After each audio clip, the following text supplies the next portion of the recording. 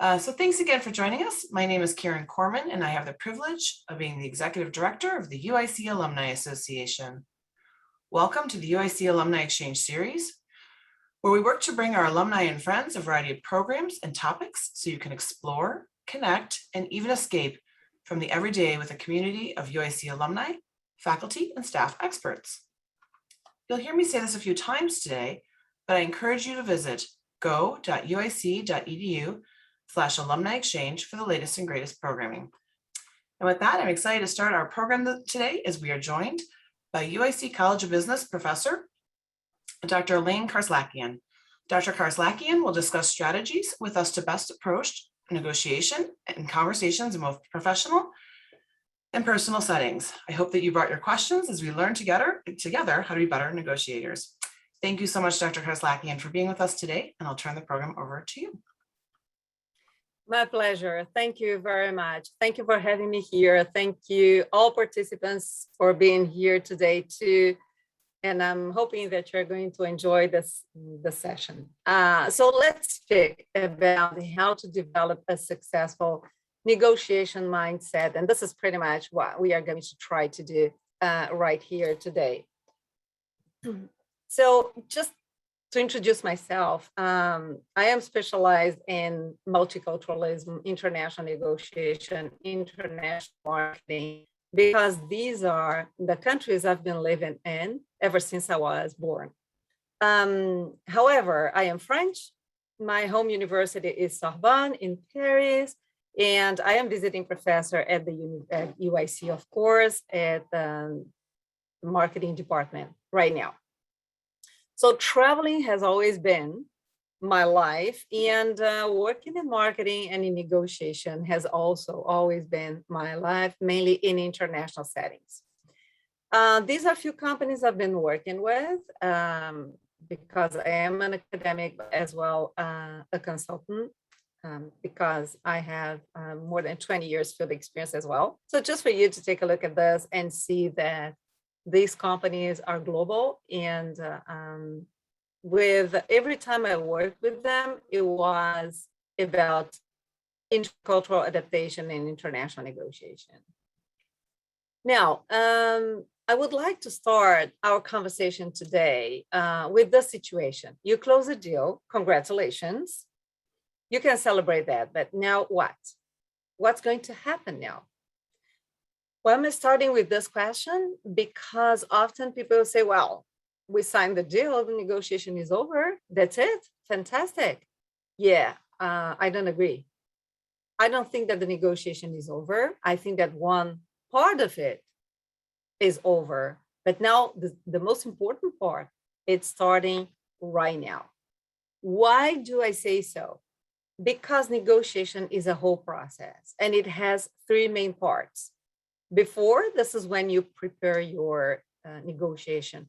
You analyze your market, you analyze your potential partners' market, you analyze their culture, and you start your preliminary contacts. That means emails, that means video chatting, and you need to pay attention to how you are dealing with that already, so that people are more enthusiastic about working with you. Then there is what it is called the moment of truth. This is when you meet with them and at the table of negotiations, and then of course, arguments and counter arguments, and hopefully there's your deal. But after that is when you get down to business with them for real. This is when you start working together, because your negotiation and your deal is just a commitment saying that, yes, we agree to work together. And after that, after you sign the deal, you need to be in constant communication with them, because there are always adjustments to be done, and looking forward without never losing your goals, never losing sight of your goals. It's just that now your goals are not only your own goals, but they are common goals with the people you've been negotiating and with whom you signed your deal. This means that when you are going to pick your partners, you need to make sure that you have a shared vision of future, because this is where you're going to together. Then you get into a collaboration mode. This is when you are negotiating your deal. This is when you are discussing. This is when you are getting onto the terms of your negotiation. So you need to collaborate if you want to put something together with your partners. And then you get into the cooperation phase. That is, we are operating together now. And business practices are not always the same. Sometimes they are not even similar. And we need to know how they conduct business, how we conduct business, and how we can bring both ways together so that we can reach our goals as well together. So before I say, what's your language? Know what you're saying, because sometimes even without realizing it, we are being rude, we are offending people, we are not communicating with them the way it is acceptable to them. Then after that, during your negotiations, during your meetings, we need to understand that winning and losing are just emotions. I'm speaking about that because all the time when the topic, someone brings up the topic of negotiation is always, oh, win-win, oh, win-lose. We all want win-win, but do we really believe in win-win? So winning and losing anyway are just emotions. I mean, you are happy because you won, but after that, what's going to happen? You are going to wake up tomorrow morning and you're going to say, okay, now let's get on the business. And the after is going beyond the deal, because the deal, then again, it is a piece of paper we sign just to make sure that we understand that we are committed to each other and that we are going to work together. That's all it is. But it's not actually being on the field and working together. And this is when culture hits you, because you are going to see that you don't work the same way. While on the paper and the deal you signed, everything was so straightforward. Well, this is not exactly how it works in real life when we are working together after that. That is why we need to have everything well understood and well planned so that we are not that surprised after the deal. Often when I speak about that and I say, you need to think about sustainability in business, and I'm not speaking only about sustainability for the planet, respecting, plants, animals, and all that. Of course, we need to do that. I'm talking about sustainable business in terms of, we don't want to have a short-term relationship. We are talking about the future. So we need to have all the techniques, all the knowledge that will enable us to work with our partners in the very, very long term. We are thinking future, we're not thinking tomorrow. And then people say, yeah, okay, that is great, but my boss wants me to get results immediately. Well, you can do that. You can have short-term results in a sustainable business philosophy. That means that you have milestones. You know where you're going to, but you know also what are the steps that you need to undertake to get there. And these are your short-term results. Now, what is negotiation about? There is a lot of myth about negotiation, and often it is described as a very stressful situation. We get, armed to go just like if we were going to a battleground.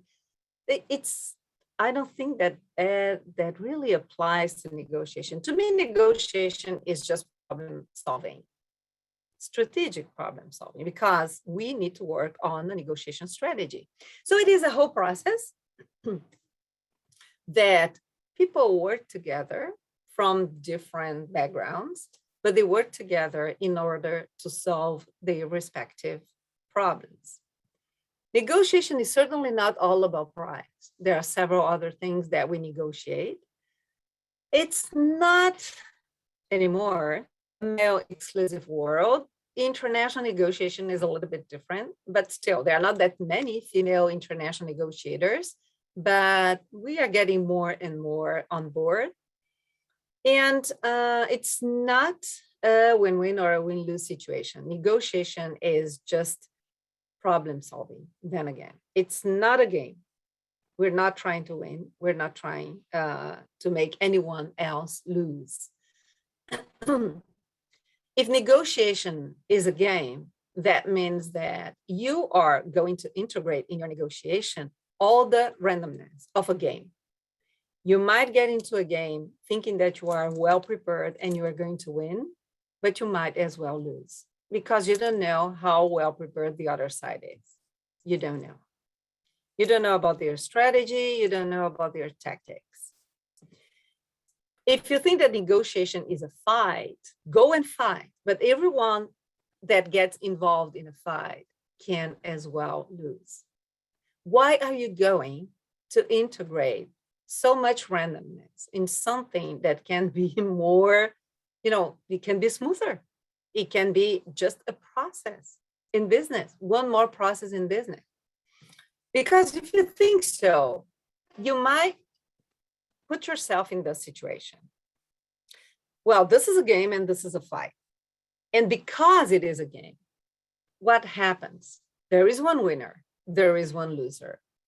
And that is not a problem because this is the goal of games. There should be winners. And for some people to be winners, the other ones need to lose, right? You can't have several winners. So at least not from different teams. So the winners, okay, great. They get their medals, they get their money, and off they are. They're happy. The losers might end up at the hospital, or they are certainly not happy. But that's it. The fight is over. The game is over. But in business, if you get into a win-lose situation, this is what's going to happen. After you won because someone else lost, you are going to tell the person who lost because of you and say, okay, now stand up and come over because we have work to be done. Now the person can't be in good spirits to work with you, right? So that is not a good way of getting into a negotiation.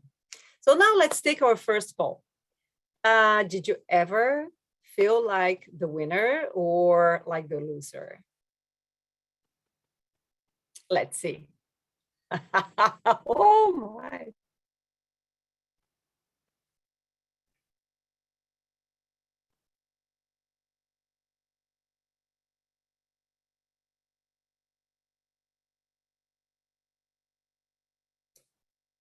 Okay.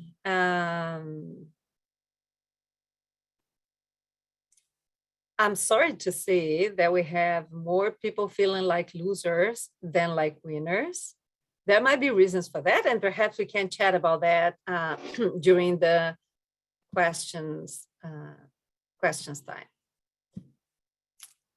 Now, and this happened before. After the poll, I get stuck. My computer gets stuck. I'm very sorry about that. And I just can't get out of here. Okay, I'm sorry about that. Let's get back here. So what is international negotiation? Well, it's the same thing. It's just that it happens in international settings. What complexifies a little bit the situation, because if you're not familiar with your partner's culture, you might not understand a few things that are going on there. You might not understand very well their behavior. These were the first international negotiators in history. These were the Phoenicians.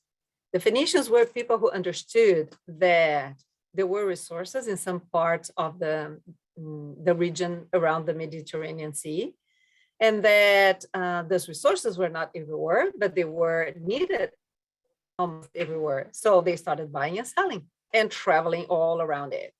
They also created the very first currency in the world because bartering was not being effective anymore. But that allows us to say that negotiation is as old as mankind because of that. But it has lately become a science because we conduct research in negotiation.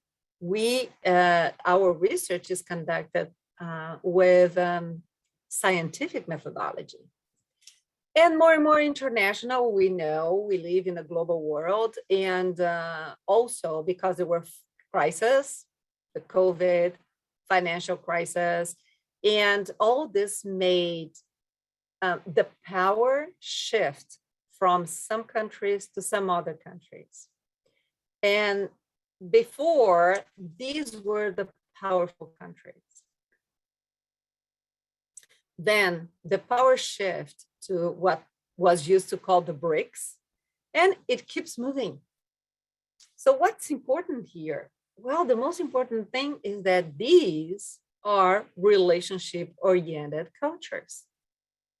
And these are more towards relationship building than really task-oriented people.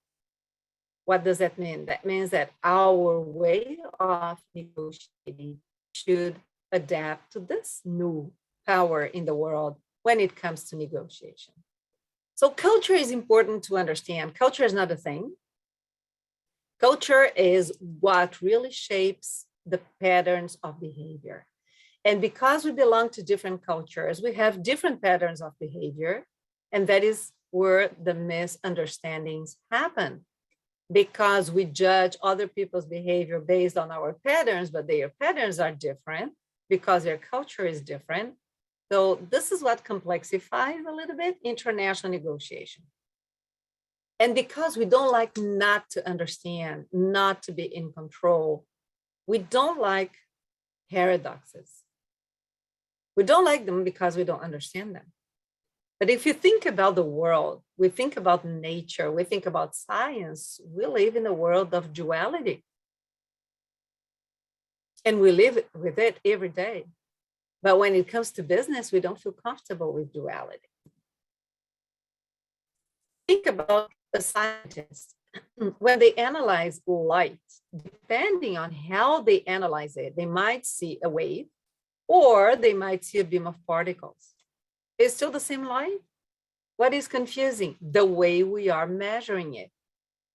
So depending on your own vision of things, you might or might not understand what's going on with the people you are negotiating. So you can have the same source, but different patterns, depending on how you are looking into that, but also depending on the context. People don't behave the same way depending on the context. And the context is not only work context or private life context, but it is also hierarchy. It is also the relationship with other cultures. It is also gift giving. It involves so many aspects of intercultural relationships that we can see the same person behaving very, very differently depending on the context. If you don't take context into account, we might miss a lot of information and misunderstand lots of behaviors as well. So there are many metaphors that explain culture, that explain business relationships. I chose the rainbow for myself. Why? Because to me, rainbows and culture are the same thing. Why? They have several things in common. First, they are visible, but they are intangible. Second, they are paradoxical. You need sun and rain at the same time to see a rainbow. We can see it, but we don't know if it really exists. It is invisible, but it does exist. And we have a partial vision of it. It's just like culture. We only see what we can observe, but we don't see the culture. We can't see it. We see it through people. We see it through behavior. And that is why very often we are unable to understand people's behavior. because we don't know why they behave the way they behave. So I keep up with my metaphor here. You know, a culture is there with their thinking patterns, with their behavioral patterns, and we come in.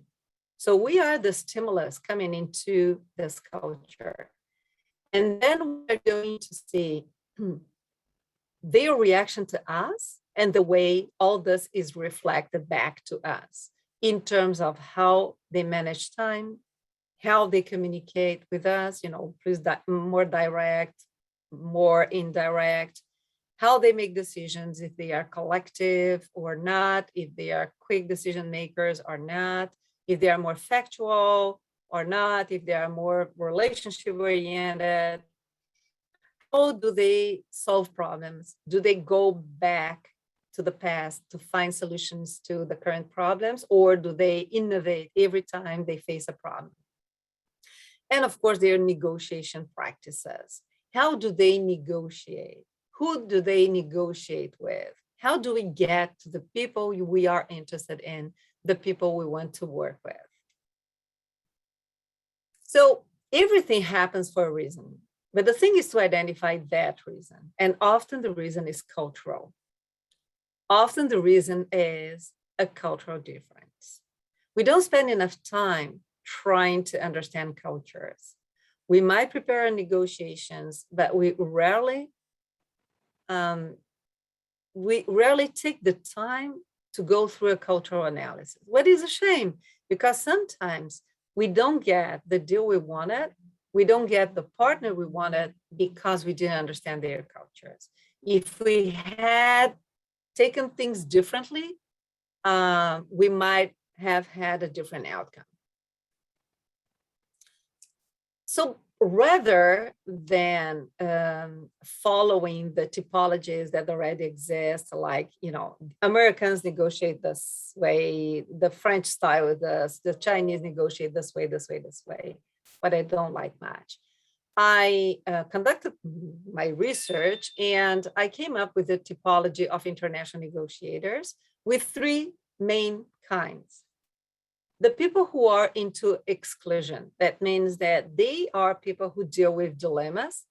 They are the either or people. It is either this way or that way. And there are no other options. It is yes or no. Then you have the inclusion people who are very comfortable with paradoxes. And they are into, I want both this and that. Well, the paradoxes are not an issue. Why would I pick only one of them? I pick one of them, I might be missing things from the other one. So they don't have the stress of picking the right answer, because there are more than one right answer. And the integration is the either and. We start with paradoxes and then we start making trade-offs until we get the combinations we are interested in. Now I would like to share with you one of several situations I've been witnessing.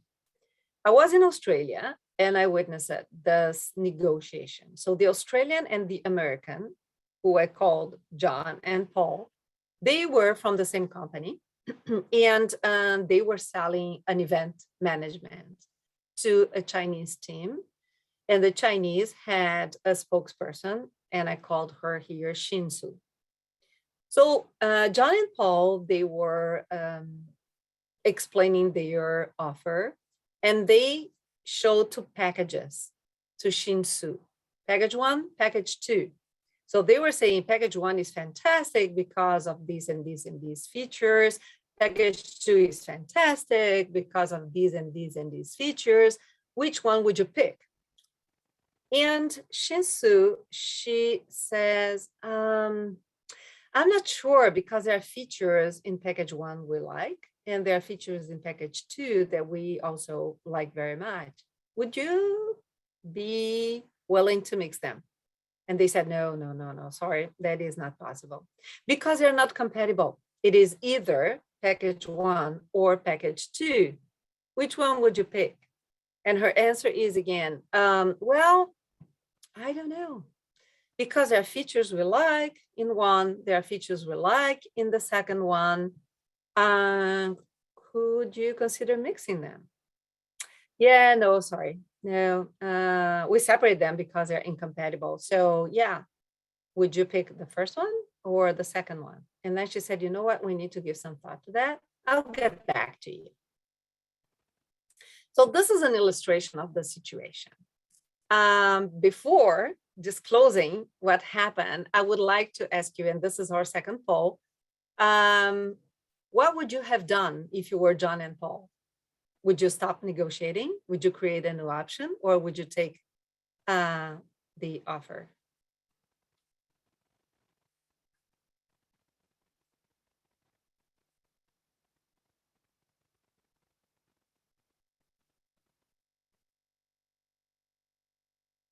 Okay, we have an amazing rate of creating a new option. And that is great. So if you are an either or person, you are going to see it is either package 1 or package 2. Because you don't see intersection here. They are not compatible. This is what John and Paul said. If you are both and you want both mixed, actually you wouldn't even pick some features from one and another. You would just merge both packages. But if you are an either and person, you would integrate the packages and you would get into combinations. You would pick some features from one, some features from the other one. So the situation was either package 1 or package 2, both packages, or either and, creating a new combination, picking features from 1 and 2 and creating package 3, which would be either and. By this example, we don't know exactly if they wanted both and, merge the packages, or if they wanted to pick some features. My feeling was that they wanted to merge them because they were pretty much into both and. But the Australian and the Americans were totally either or, and both and would be very complicated for them. So they could have compromised into either and picking some features from one package, some features from the other one, and creating a third package which would look like tailor-made for them, and there would have been a good outcome for them. Unfortunately, that didn't happen because she never got back to them, of course, because that was not what she wanted, she and her team. So now getting back to our very first question, what should we do to develop a successful negotiation mindset? Well, I would tell everyone that is who's working in international settings to get familiar with the cultural intelligence model, which I use very, very often. This is knowing first your motivation. Why? Why are you working with this culture and this people? But really, why? Is it because it's the first one who called you? Is this because your competitors work with them? You know, your real motivations for that. Be honest with yourself. Then the knowledge. Know about your culture and know about the cultures you are going to work with. But knowing is really knowing. It is not someone told me that. It is not I saw a movie from that place. It is really knowing, analyzing the culture. Now, once you know, you can design a strategy. You know about the culture, so you know how you get to people there. You know what you should say, what you shouldn't say. You know if they are both and, if they are either or, if they are either and. And then action plan, put your strategy into action. And when you are meeting them, you know how to behave so that they will be willing to work with you. You need to know who you are and where you are going to, and where you are taking people to. So it's a matter of leadership. People are going to willingly follow you if they know where you are going to. And if you know where you're going to, you know also where you are taking them to. If you have no destination, any direction will take you there, but you might be disappointed with where you are landing. And people won't follow you that much. I mean, you will be less persuasive because people don't like to follow people who don't know where they are going to. And mainly, don't be your own victim. I've been seeing that so many times, and it broke my heart to see people missing so many business opportunities because they would wish, but they wouldn't do exactly what they should do to get there. You need to choose your partners. If you don't choose your partners, you are going to pick who's there. But it's a shame that you don't have options and that you don't really make the decision about who are the people you want to work with. Life is not hard because negotiation is not hard, but the market is shrinking. And I really want to stress this point here because everyone says, well, global market, we have plenty of options. If you don't work with this one, we can work with the other one. Yes and no, because if you see all the mergers and acquisitions happening every year, you're going to understand that all your options are part of few big corporations. So if you miss one of them, you are missing a big market share already. Oh, you need to pay attention to that. Then it all depends on what you are looking for. Do you want to follow the trend and what people are doing? That is up to you. Or do you want to be a trendsetter? If you want to be a trendsetter, you are going to be a pioneer. A pioneer has plenty of advantages. The pioneer always has the best market shares and the biggest market shares. But the pioneer is also the one who takes more risks. It all depends on where you're going with your negotiation. But always remember that what you can't see can hit you, and that is culture. You don't see it, but it can hit you, and it can really hit you hard if you don't know anything about the culture you are working with. But if you want sustainability, you need to build it right since the beginning, because fixing relationships is not easy. When people are disappointed, they are disappointed. Not saying there is no way back, but it is hard. It's hard to fix them to get started on the right foot. And if you think short term is all you get, it's not an issue. But people sometimes think short term, but they are expecting long-term results. This doesn't happen.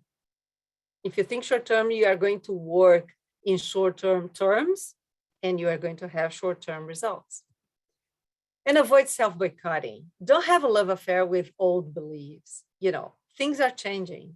So keep up with the pace and understand that negotiation is just about picking the right partners, the people you can share a vision of future with. And this is what's important. Ideas and products are ephemeral. We know that. But relationships are not. And your negotiations will be dependent on the way you are able to create and nurture your relationships. Because the future is not a destination. The future is what you're doing today. The partners you want are the partners that are going to help you to get there, because you are going to help them to get there. So these are the people you really need to establish a very, very good relationship with, to have a sustainable relationship with them for having a sustainable business. So this was pretty much what I wanted to share with you today, and I'm looking forward to answering your questions. And I would love to keep in touch with you. So here you have my contact, and I'll hand it over to the team, and we'll be happy to answer your questions. Well, thank you so much, Dr. Karsaklian. This was really fantastic, and so much to think about. And as I heard you talk, I was thinking about all the preparedness that somebody needs to do to really figure out what they want to do and how to best present themselves. We had a couple of questions come in beforehand, and if our participants have questions, please go ahead and put them in the chat. Let me start with the first one, which was how, as you were presenting the material, I think one of the questions that was popping up in people's minds was, how do your suggestions apply to negotiating a salary or promotion? They apply exactly the same way. I mean, when you are negotiating a salary or promotion, the first thing you are doing is showing that you want to stay where you are. I mean, in the same company. And that means that you are going towards a common future, right? So the way of negotiating is to be persuasive, you always need to speak the other people's language and show them the advantages for them to give you the promotion, to motivate you with a better salary. So the way you get into that is, we are in this together. We are doing a great job. We can do a better job, and give them always a vision of future. What's the future with you? Perhaps not what's the future without you, but how good the future with you would be if you had what you are asking for. So it's really knowing that company culture, even if you're still working there, and understanding the future, where the company is trying to go based on their mission. Interesting, thank you. Next question. How can small businesses learn from large multinational corporations? Well, we can all learn from them because we always see what they are doing. However, I'm not sure they are always the best example. Honestly, when I see what they have been doing and how many big companies have been failing abroad, I honestly ask myself the following question: how can they do that? They fail abroad because they didn't translate their brand or their advertising the way they should have, or they didn't adapt their products, or they made blunders during their negotiation phase. So I'm not sure that they are the best examples. However, the best examples are, independent on their size, people who succeed internationally. And these are the people you need to look into. How did they prepare their negotiation? How did they get to that? This would be my advice. So I think this might be a good follow-up question. Somebody had asked if you have examples of scripts or wording for a request and for countering in negotiations. If there's any examples you might point to, and perhaps there's some in your book. I apologize if I don't know that. Examples that might be. Oh, there are plenty of examples in my books, all of them. And these are real examples, and these are my examples. I mean, situations I've been experiencing as a negotiator myself, or witnessing. So there is one of the books, The Intelligent International Negotiator, which is purely based on the cultural intelligence model that I just shared with you. And there is one chapter, the last chapter, that I called the International Negotiator Toolkit. So there are models, there are plenty of things there that you can go and pick and use it to any situation. It's more about international negotiation, but anyway, it is also appropriate for any level of negotiation that you might be facing. And also in the other books, there are always examples, illustrations, questions to answer, and so forth. And correct me if I'm wrong, but it feels a little bit like, to me, not only is it reading the examples, but also practicing them. No different than a mock interview, or just, really rehearsing how you may or may not respond to some of these situations and counter offers and that type of thing, to really be prepared. Yeah. And that is a very good point, Karen. Thank you for bringing it up. And also, when you are preparing, you need to think about what the other side might say, because your arguments will always be facing counter arguments. So you need to be also the one who counter argues with yourself, so that you are not facing unexpected situations.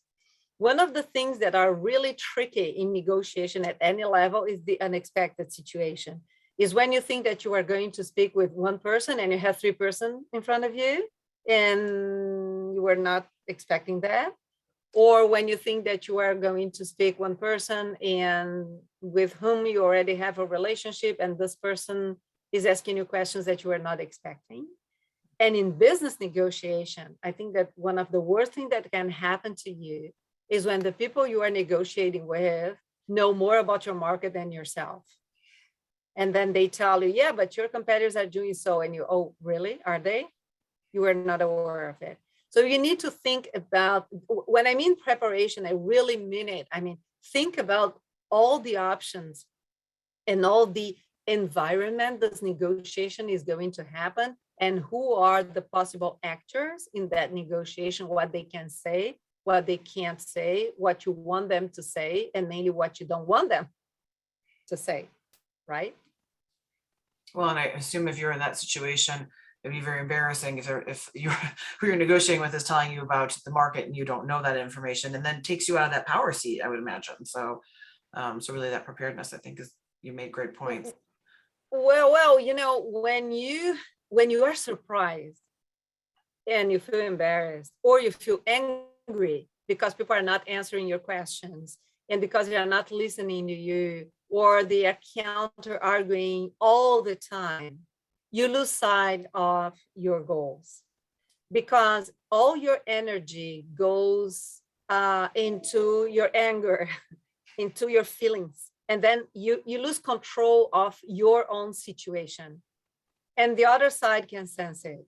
That is why you need to think about the most absurd situations that can happen. At least if they happen, you have already thought about them. If they don't happen, it's all good. But you need to think about that. I mean, you can't have certainties because this is a human relationship. You never know how people are going to react to what you're going to say, to your behavior, and so forth. So you need to think about everything.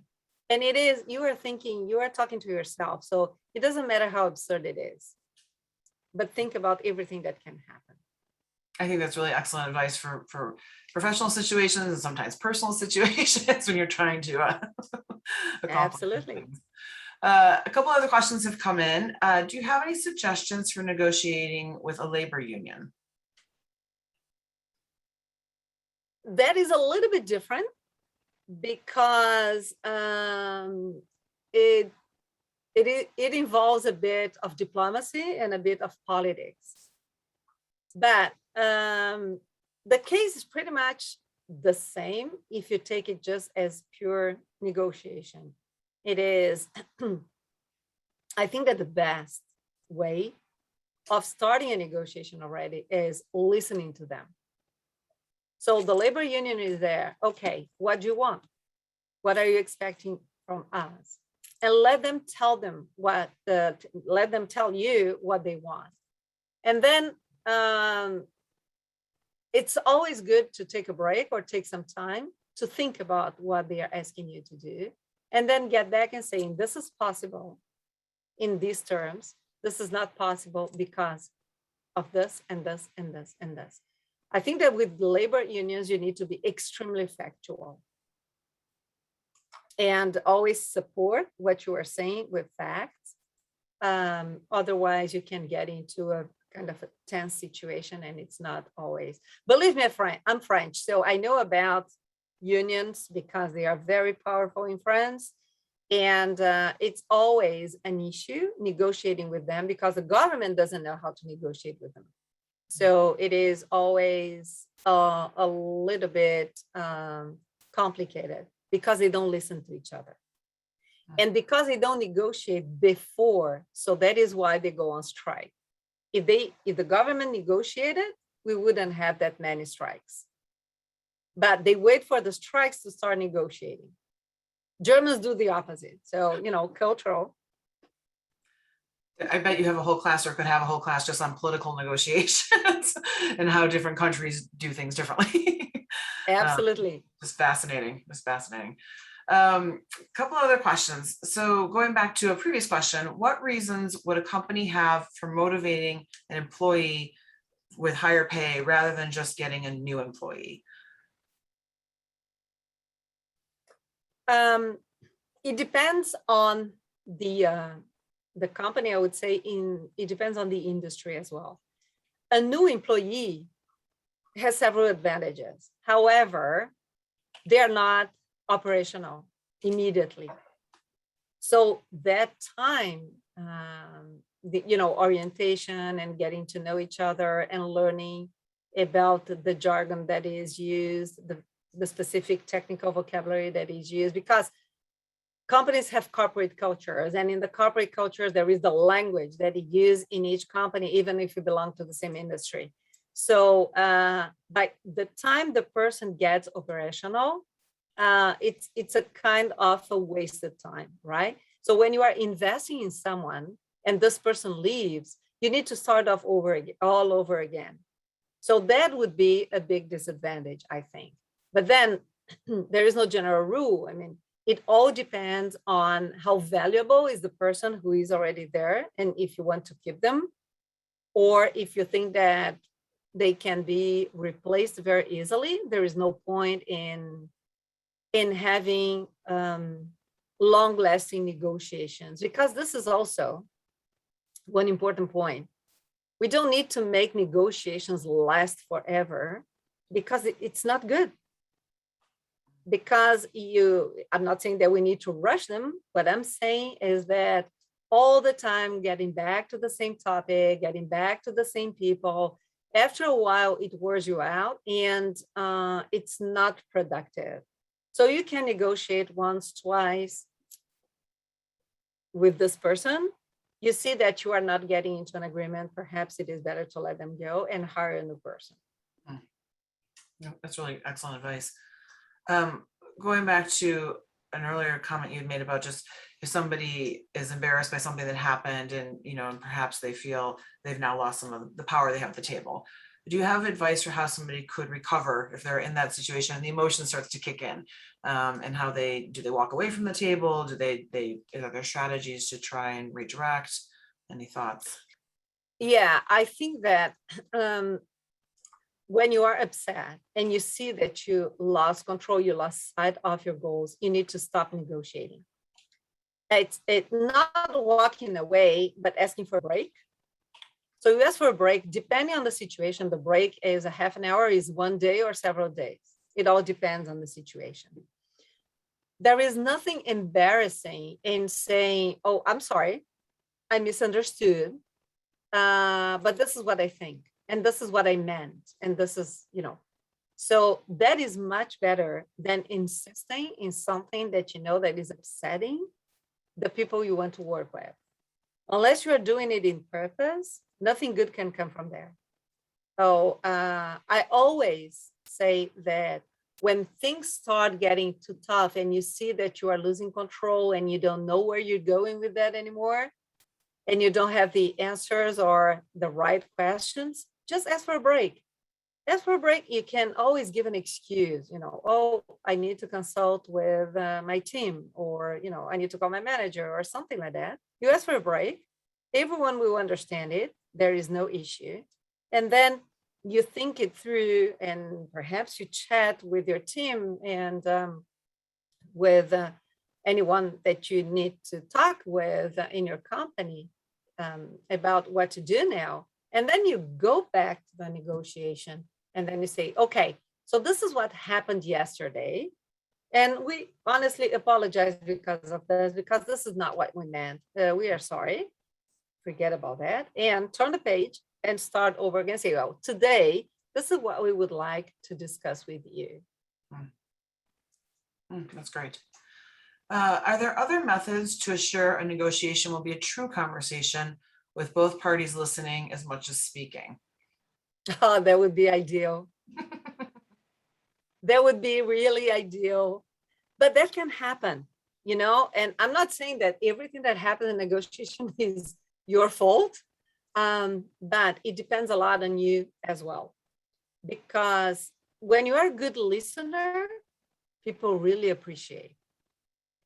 Because let's be honest, in our business schools, we don't learn to listen. We learn to speak. We learn to persuade. We learn to convince. So when these people are facing someone who is patient enough to listen, they really appreciate that. So when you start being a good listener, then they might reciprocate, right? So this is one thing. And another thing is that if you want people to listen to you, you need to let them express themselves the way they want to, the way they feel comfortable with. So sometimes people say, okay, let's go for lunch. And you think, well, we didn't even start working. We didn't really have time to get to the core of our topic here. So where are you going to lunch? Go to lunch, because this person will give you all the information you want over lunch. If you don't go and you say, well, let's just finish this before going to lunch, you'll never get that information. When people are inviting you to do things, they have reasons for that. So just go with the flow and get all the information you can get. And then you see what you do with that information.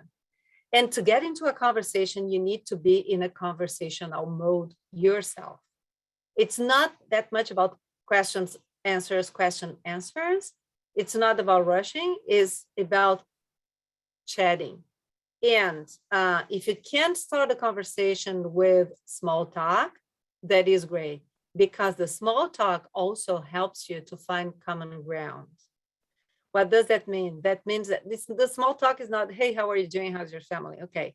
But if you find something that might have nothing to do with the business, but you have common interest in sports or in trips or in dogs or whatever it is, that is a very good conversation, a good topic to start a conversation, because then you are already in a conversation mode and you smoothly introduce your topic in business. And I'll say, okay, that's great. Now let's get down to business. Then you are not in a conversational mode anymore. I know all this takes time, looks kind of silly, but believe me, this works. I think that if you're invited to lunch, it's an excellent way to start those informal conversations and to be comfortable. So I think that's really wonderful advice. I think I have two more questions. When considering negotiating yourself in the workplace, is it wise to compare your skills or value to other colleagues or other people in the same field? I wouldn't advise to do so. Speak about you and the company. Yes, you and your colleagues know, because you never know how people will interpret that. You might not mean it, but they might take it as you are arrogant because you think that you are better than anyone else, because you think that we can't survive without you. You didn't say any of that, but they might take it that way. So I think that the best way is not comparing yourself with your coworkers, but it is saying, okay, this is what I can do for the company, and I would love to do so. And this is how I think that we should get there. And you see how they answer that. And if you want to compare, you want to speak about your coworkers, it would be in a positive mode, saying with me, with A and B, we've been doing a great job because we're a great team. And because we are a great team, we have this kind of outcomes. Yeah, and then you are telling that if the team is not the same anymore, perhaps the outcomes won't be that good. But comparing yourself, saying that you're better than the other ones, I don't think, I never saw many HR people enjoying that, or managers in general. And it's risky because, to your point, it could be taken completely the wrong way, even if the intention is very positive. You never know how they are going to take it. Yeah. I think last question, and I think this is an interesting one to end on, is, do you think there's more difficulty in negotiating online compared to in person and at the table? Are there any benefits to negotiating happening over Zoom, perhaps? Well, thank you so much for this question. I was hoping that it would come up, because this is what everyone is asking me now. What's going to happen now? Can we meet, or can we keep going Zooming? I would say in business negotiation, if it is a short-term contract that you want, if it is a renewal, you can do it online. But if it's something more sustainable that you're looking for, and you know that you need to build relationship to get there, you better visit people. Let me tell you this, with or without COVID, doesn't matter. People always enjoy people who make the effort to come and see them, right? Because they know very well that you are leaving your home, your office, that you are spending money, you are spending time just to go and see them. That is flattering. That shows that you really care about the business with them. That also shows that you are making the first step towards them. They owe you that. So they will never say that way, you never say that way, but they know that they owe you that because you did the effort of coming there. And the big advantage of going to see other people is that you can observe the surroundings. And these are clues, because listening is good, but observation is also very useful. And then you can see the team, you can see the company, you can see the surroundings. This will help you to have a better understanding of the context. And also it will be easier for you to find, if you see some picture or something, to find a common ground already with that person.